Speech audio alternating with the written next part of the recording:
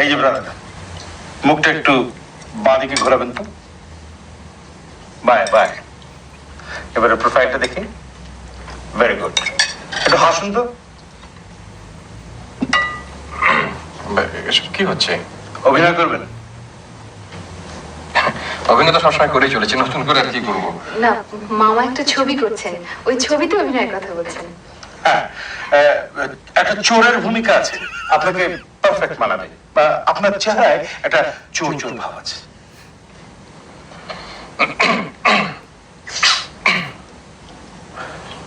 জীবনে আমি নিজের সম্পর্কে বহু আজে বাজে কথা শুনেছি, কিন্তু আমার চেহারাটা চোরের মতো এটাই প্রথম শুনলাম।